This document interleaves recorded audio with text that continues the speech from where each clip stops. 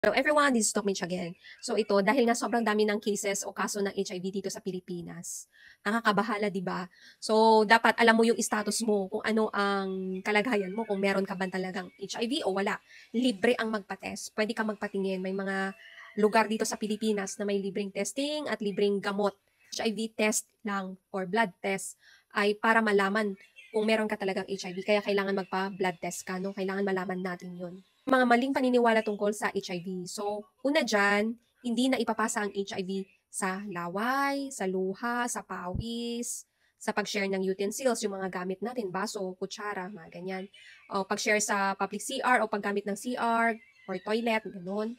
Hindi rin siya naipapasa sa paghalik, sa pagyakap. Ang HIV ay hindi nabubuhay ng matagal sa labas ng katawan ng tao. So, naipapasa ito through sex or pakikipagtalik ng unprotected nang walang proteksyon kagaya ng condom. So, pwede din maipasa through mother to child. Ibig sabihin, habang nabubuntis si mommy at meron siya, pwede niyang maipasa ito sa kanyang anak. Next, sharing of needles. So, yung mga injection tools, ganon, sa tattooing, ear piercing, mga ganon. Then, blood transfusion, pwede din, and organ transplant. So, paano nga ba natin maiwasan ang HIV? So, ito, tandaan natin yan. A, B, C, D, E. So, A, abstinence, ibig sabihin, walang pakikipagtalik. Kung makikipagtalik ka man, gagamit ka ng condom. So, protected sex dapat. Then D, be faithful to your partner. So, isang partner lang dapat. And C, use condom. D, don't do drugs. O, sabi ko nga, so, pag nagde-drugs ka, syempre, gumagamit ka ng needle. So, sharing of needles, mataas ang chance na pwede mong maipasa ang HIV. And E, importante ito, educate yourself. Dapat regular din na nagpapatest ka, no? Lalo na sa mga sexually active, no? Dapat alam mo kung talagang ano yung status mo. Then, kapag ka sexually active ka, use condom, protected sex pa rin talaga.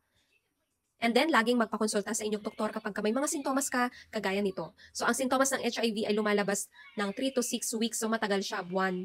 No, kagaya ng lagnat, hindi nawawalang lagnat, sore throat, rashes sa skin, sa balat, panghihina, madaling mapagod, yung mga ganyan. So, pag ganito, kailangan magpa-check up na sa inyong doktor.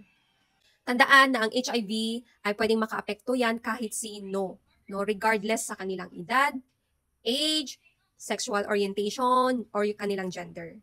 Hindi nagamot ang HIV ay pwedeng maging AIDS na tinatawag. So itong AIDS na to mas malalang klase ng HIV kung saan mas mababa na ang immunity mo. Tandaan, no cure or no treatment talaga sa HIV or AIDS.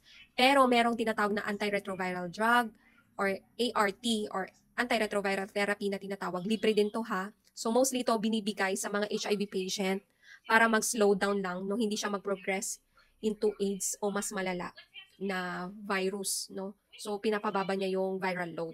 So ito binibigay as post-exposure prophylaxis or pre-exposure prophylaxis sa mga patient na sa tingin nila ay may exposure sila sa mga HIV.